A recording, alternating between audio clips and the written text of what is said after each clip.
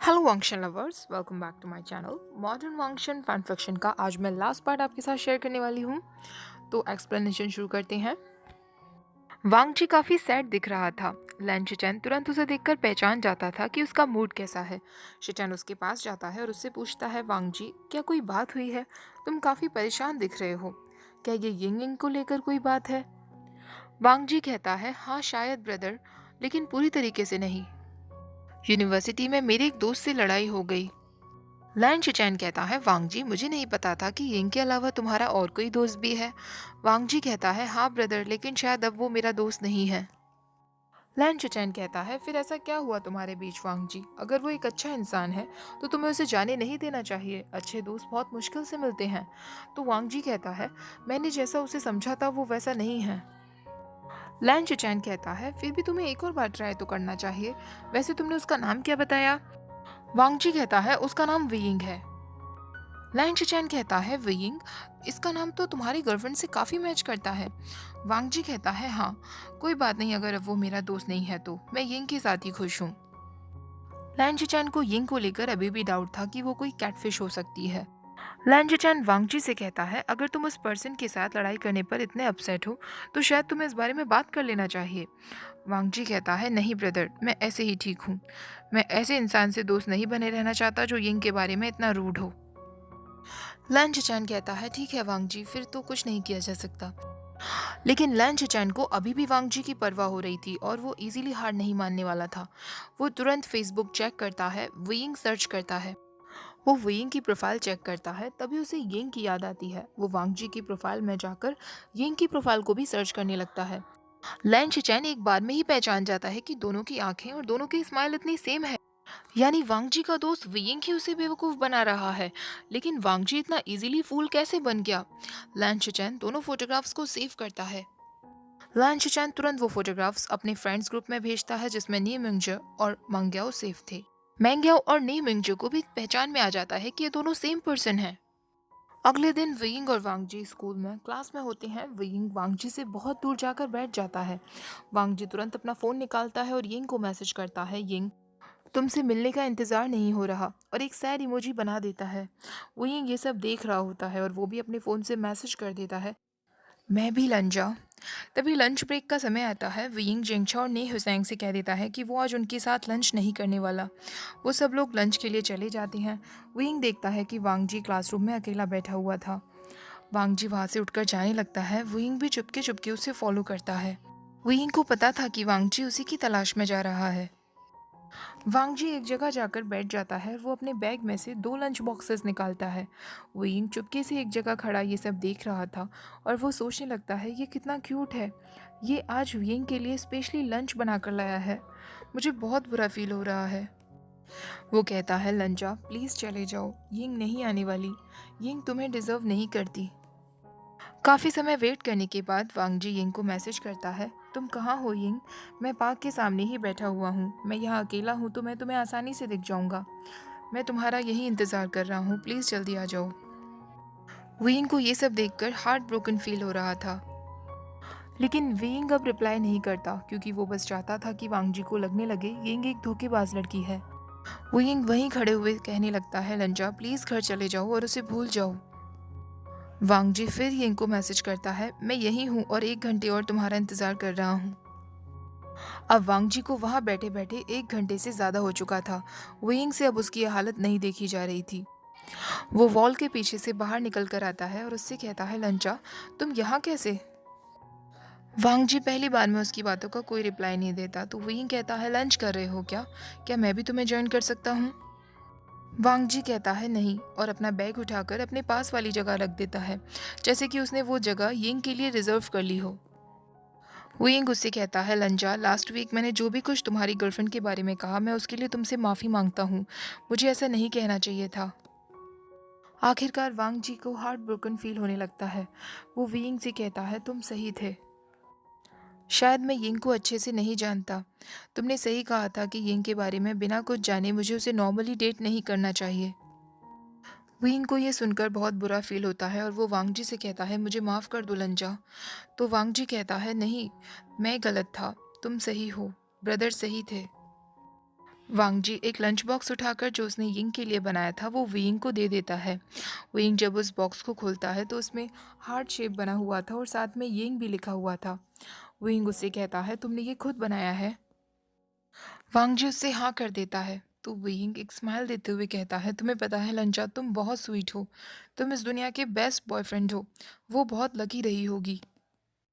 वो तुम्हारे साथ ऐसा करके बहुत कुछ मिस कर रही है। तुम इतने हैंडसम हो, इतने काइंड हो, लोगों के बारे में इतना सोचते हो। कौन तुम्हारे जैसा बॉयफ्रेंड नहीं चाहेगा? काश उसने तुम्हारी और रेस्पेक्ट की होती लंजा। वुयिंग ने वांगजी का हाथ पकड़ा हुआ था। वुयिंग के मुंह से ये सारे वर्ड सुनकर वांगजी को पता नहीं क्यों एक अजीब सी फीलिंग होने लगी थी और वो वुयिंग का हाथ नहीं छोड़ना चाहता था। वांगजी उससे कहता है तुम्हें सच में ऐसा लगता है? विंग कहता है हाँ, अगर तुम मेरे बॉयफ्रेंड होते तो मैं बहुत खुश होता। तुम इस दुनिया के बेस्ट बॉयफ्रेंड हो। वांगजी का फेस अब पिंक होने लगता है। विंग उससे कहता है देखो, जो भी कुछ तुम्हारे और यिंग के बीच में हुआ उसको अपने दिल से लगाने की कोई ज़रूरत नहीं है। भूल जाओ उसके बारे में। कोई ना कोई एक दिन तुम्हारी लाइफ में ऐसा आएगा जो तुम्हारी बहुत रेस्पेक्ट करेगा, तुम जैसे हो तुम्हें वैसे पसंद करेगा, और फिर तुम रियलाइज़ करोगे कि तुम क्यों उस यिंग के लिए पागल थे। वांगजी कहता है क्या सच में वियिंग, क्या कोई मेरे पास ही है? वियिंग कहता है हाँ बिल्कुल लंचा। वांगजी उसका हाथ और जोर से पकड़ लेता है और उससे कहता है सॉरी वियिंग, मुझे और ध्यान देना चाहिए था। चलो अब हम साथ में लंच करते हैं। आई होप तुम्हें मेरा बनाया हुआ ये फूड पसंद आएगा। दोनों साथ में लंच करते हैं और काफ़ी सारी बातें करते हैं। लंच ओवर हो जाने के बाद हाथों में हाथ दिए ही दोनों क्लास में वापस लौट आते हैं। विंग वांगजी से कहता है क्या तुम्हारी और भी क्लासेस हैं? अगर नहीं है तो क्या तुम मेरे घर चलना चाहोगे? वांगजी कहता है हाँ बिल्कुल। विंग भी हंसते हुए कहता है हम बहुत मजे करने वाले हैं। दोनों विंग के लिविंग रूम में आ जाते हैं। विंग वांगजी से कहता है मैं कुछ ड्रिंक के लिए लेकर आता हूँ, क्या तुम्हें कुछ और चाहिए? वांगजी कहता है क्या मैं तुम्हारा बाथरूम यूज कर सकता हूँ? विंग कहता है हाँ बिल्कुल। वांगजी जब वापस रूम में आता है तो वो वेइंग के बेड के नीचे कुछ रेड सॉक्स देखता है। वो उन सॉक्स को हाथ में लेता है तो वो शॉक्ड रह जाता है। वांगजी सोचता है ये तो वही सॉक्स हैं जो मैंने यिंग को गिफ्ट दिए थे। और जब उसकी नज़र बेड पर जाती है तो उसे याद आता है ये वही बेड है जिस पर यिंग अक्सर अपनी सेल्फीज लिया करती थी। वांगजी सोचता है ऐसा नहीं हो सकता है ये बस एक कोइंसिडेंस हो। वुइंग और यिंग की चॉइस एक जैसी होगी इसलिए उनका फर्नीचर सेम है और उनके सॉक्स भी सेम है। लेकिन वो अपनी बात कंफर्म करने के लिए अब वियिंग के वार्डरोब को चेक करता है। वो उसकी अलमीरा में काफ़ी सारे अंडरवियर्स रखे हुए देखता है और वो सोचने लगता है जो अंडरवियर मैंने यिंग को सेंड किया था तो वो यहाँ होना चाहिए। वो सब देख ही रहा होता है कि तभी वहाँ जेंगछा आ जाता है। जेंगछा उससे कहता है तुम कौन हो और इस तरह मेरे भाई के पर्सनल चीज़ों पर हाथ क्यों डाल रहे हो? वांगजी कहता है प्लीज़ मुझे गलत मत समझिएगा, ये वैसा नहीं है जैसा आप समझ रहे हैं। प्लीज़ वियिंग को इस बारे में कुछ मत बताना। जिंगछा उससे कहता है क्या तुम कोई स्टॉकर हो? वांगजी कहता है नहीं, मैं वियिंग का दोस्त हूँ, मैं उसका क्लासमेट हूँ। जिंगछा कहता है फिर तुम उसके अंडरवेयर्स क्यों चुराने की कोशिश कर रहे हो? वांगजी कहता है ऐसा नहीं है, मैं उसके अंडरवेयर्स नहीं चुरा रहा। जिंगछा कहता है तुम्हें देखकर लगता है कि तुम एक डिसेंट लड़के हो। मुझे समझ नहीं आता कि मेरे भाई की इन अंडरवेयर्स की ऑब्सेशन के साथ कैसे कोई उसे पसंद कर सकता है। अब तुम जल्दी से उसके सारे अंडरवेयर्स वापस रख दो, मैं ऐसे प्रिटेंड करूंगा कि मैंने कुछ नहीं देखा। ऐसा कहकर जेंगछा वहां से चला जाता है। वांगजी भी जाने ही वाला होता है कि तभी उसकी नज़र उसी अंडरवेयर पर पड़ती है जो उसने यिंग को दिया था। जब वांगजी घर पहुंचता है तो लैन चैन उससे कहता है वेलकम होम वांगजी, आज तुम्हारा दिन कैसा रहा? क्या तुम्हारे दोस्त से सब कुछ ठीक हो चुका है? वांगजी कहता है यस ब्रदर। तो शिचैन पूछता है और यिंग के साथ सब कुछ कैसा चल रहा है? वांगजी कहता है हमारा ब्रेकअप हो चुका है। शिचैन शॉक्ड होते हुए कहता है क्या? और वो सोचने लगता है कल तक तो उसका भाई यिंग की इतनी तारीफ कर रहा था और आज उसके साथ ब्रेकअप किए हुए है पर बिल्कुल इंडिफरेंट है, जैसे उसे कोई फर्क ही नहीं पड़ा है। वांगजी कहता है हाँ मेरा यिंग से ब्रेकअप हो चुका है और शायद अब मेरा एक बॉयफ्रेंड है। लैन शिचैन अपनी चेयर से गिरने ही वाला होता है, वो फिर से शॉक्ड रह जाता है। शिचैन उससे कहता है वांगजी तुमने इतनी जल्दी मूव ऑन कर लिया, अब तुम्हें कोई और पसंद है? क्या ये कोई ऑनलाइन बॉयफ्रेंड तो नहीं ना? अब तो तुम उसे रियल लाइफ में जानते हो। वांगजी कहता है यस ब्रदर, और मैं जल्दी ही उसे आपसे मिलवाने के लिए लाऊंगा जब उसे पता चल जाएगा कि मैं उसका बॉयफ्रेंड हूँ। शिचैन फिर शॉक्ड होते हुए कहता है क्या मतलब है तुम्हारा? उसे अभी नहीं पता कि तुम उसके बॉयफ्रेंड हो, पर तुम्हें लगता है कि वो तुम्हारा बॉयफ्रेंड है। वांगजी कहता है हाँ ब्रदर, इसमें कोई प्रॉब्लम है क्या? शिचैन कहता है बिल्कुल नहीं, और थोड़ी देर बाद उससे कहता है, वांग जी क्या तुम नेक्स्ट ट्यूसडे को मेरे साथ डॉक्टर के पास चलोगे? अगले दिन वांग जी और वेइंग फिर से उसी कैफे में मिलते हैं जहाँ पर वो अपनी प्रोजेक्ट की बातें किया करते थे। वांग जी फिर वेइंग के लिए कॉफ़ी खरीदता है तो वेइंग उससे कहता है, लंचा हर बार तुम ही मेरे लिए कॉफ़ी खरीदते हो, मुझे अच्छा नहीं लगता। तो वांग जी कहता है कोई बात नहीं, मैं खरीद सकता हूँ। वेइंग कहता है हाँ मुझे पता है तुम बहुत रिच हो, हर बार ये दिखाना बंद करो। तो वांग जी कहता है जिन लोगों को मैं पसंद करता हूँ उन्हें स्पॉइल करने में क्या प्रॉब्लम है। वेइंग सोचने लगता है क्या वांग जी ने अभी मेरे साथ फ्लर्ट किया। वेइंग टॉपिक चेंज करते हुए कहता है मुझे खुशी है कि हमारा असाइनमेंट जल्दी ही खत्म होने वाला है। वांग जी उससे कहता है वेइंग उससे पहले मैं तुम्हें कुछ देना चाहता हूँ। वो अपने बैग से एक गिफ्ट निकालता है और उससे कहता है मुझे लगा शायद तुम्हें ये अच्छा लगेगा। वेइंग कहता है लंजा तुम्हें ये सब की कोई ज़रूरत नहीं थी। तो वांग जी कहता है प्लीज़ वेइंग इसे खोल कर देखो। वेइंग जब उस गिफ्ट को खोलता है तो उसमें काफ़ी ब्रांडेड मेकअप प्रोडक्ट्स थे, काफ़ी लिपस्टिक्स भी थी। वांग जी उससे कहता है तुम्हें ये अच्छा लगा ना। वेइंग कहता है लंजा ये बहुत अच्छा है पर मैं एक लड़का हूँ, मैं मेकअप यूज़ नहीं करता। वांग जी कहता है पर मुझे लगा ये तुम्हारे काम आएगा। वेइंग कहता है लेकिन लंजा ये बहुत महंगे हैं, मैं तुम्हें रीपे कैसे कर पाऊंगा, तुम्हें ये सब मुझे देने की ज़रूरत नहीं थी। वांग जी कहता है तुम मुझे गलत समझ रहे हो वेइंग, तुम्हें मुझे रीपे नहीं करना है। मैंने तुम्हें ये गिफ्ट दिए क्योंकि मैं देना चाहता था, मुझे तुम्हें खुश देखना अच्छा लगता है। वहीं और भी ज़्यादा ब्लश करने लगता है और वांगजी से कहता है लंजा लेकिन हम प्रोजेक्ट मेट हैं, और प्रोजेक्ट के बाद। तभी वांगजी उससे कहता है प्रोजेक्ट के बाद क्या वयिंग, इसके बाद तुम मुझसे नहीं मिलना चाहोगे? क्या तुम मुझसे परेशान हो चुके हो, तुम अब मेरे दोस्त नहीं बने रहना चाहते? वयिंग कहता है ऐसा बिल्कुल भी नहीं है लंजा, हम प्रोजेक्ट के बाद भी मिल सकते हैं और हम हमेशा मिला करेंगे। तभी वांगजी उससे कहता है वयिंग, मैं तुमसे कुछ कहना चाहता था, मैं तुम्हें पसंद करता हूँ, मैं तुमसे प्यार करता हूँ। विंग शॉक्ड रह जाता है और उससे कहता है लंचा, लेकिन वो कुछ कहता तभी वांगजी उससे कहता है तुम चाहो तो तुम मुझे मना कर सकते हो, मुझे रिजेक्ट कर सकते हो, पर मैं सच में सोच रहा था कि तुम मुझे हाँ कहोगे। विंग तो ऑलरेडी वांगजी से बहुत प्यार करने लगा था, वो उसे कैसे रिजेक्ट कर सकता था। वो तुरंत उससे कह देता है मैं भी तुम्हें बहुत पसंद करता हूँ लंचा, तुम बहुत जेन्युइन हो, तुम काइंड हो, मैं तुम्हें डिजर्व नहीं करता, लेकिन अगर तुम चाहो तो मैं तुम्हारे साथ डेटिंग करना चाहूँगा। वांगजी मुस्कुराते हुए कहता है क्या सच में वेइंग, फिर हम डेट पर चलते हैं, मैं एक रेस्टोरेंट जानता हूँ, तुम्हें स्पाइसी फूड पसंद है ना, तो हम वहाँ चलेंगे। वेइंग कहता है तुम्हें कैसे पता मुझे स्पाइसी फूड पसंद है? वांगजी कहता है तुम्हारी लाइक्स डिसलाइक्स मैं सब जानता हूँ।